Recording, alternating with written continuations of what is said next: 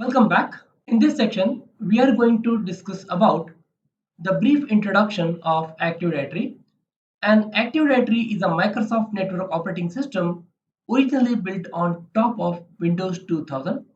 AD has evolved over a course of more than a decade through multiple major Windows releases. This training course covers Active Directory through Windows Server 2012 release. The Active Directory enables the administrator to manage enterprise-wide information efficiently from a central repository that can be globally distributed. Once the information about the users and groups, computers, printers, applications, and services has been added to Active Directory, it can be made available for use throughout the enterprise to as many as few people as you like. The structure of the information that matches the structure of your organization, and your users can query AD to find the location of the printer or email addresses of a colleague.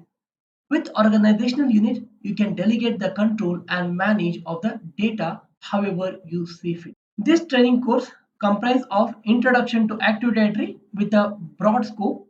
In the next few sessions, we cover many of the basic concepts of Active Directory to give you a good grounding in some of the fundamentals that every administrator should understand. We focus on various design issues and methodologies to enable you to map your organization's business requirement into your AD infrastructure.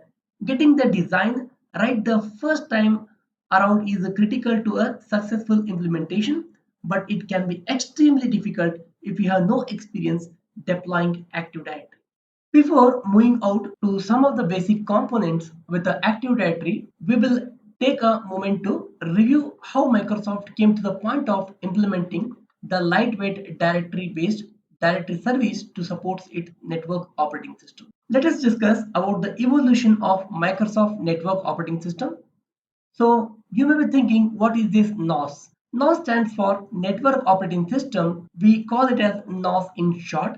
This is the term used to describe the networked environment in which various types of resources such as users, groups, and computer accounts are stored in a central repository that is controlled by administrator and accessible to end user.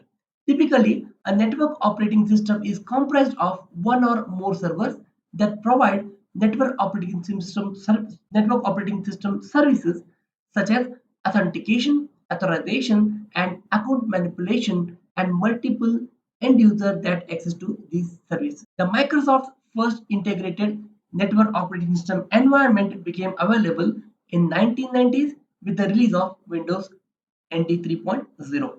With the combined many features of the LAN manager protocols and of the OS bar 2 operating system, the NT network operating system slowly evolved over the next 8 years until Active Directory was first released in beta form in 1990s. Under Windows NT, the domain concept was introduced, providing a way to group the resources based on the administrative and security boundaries.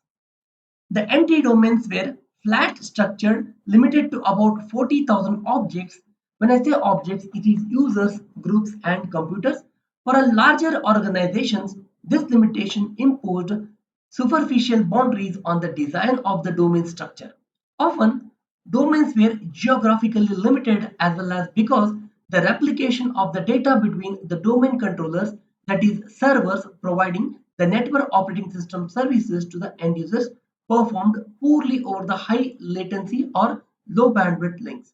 Another significant problem with the anti-network operating system was delegation of administration, which typically tend to be an all or nothing matter at the domain level. Microsoft was well aware of these limitations and the need to re-architect its network operating system model into something that would be much more scalable and flexible. It looked to LDAP-based directory services as a possible solution.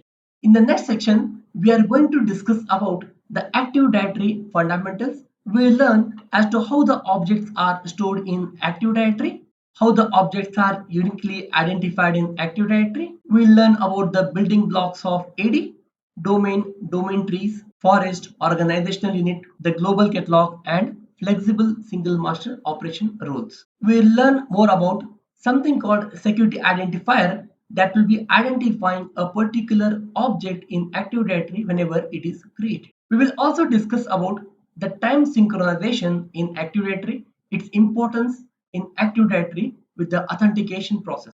We will understand the importance of domain and forest function levels in real life. Let us meet in the next session. Thank you.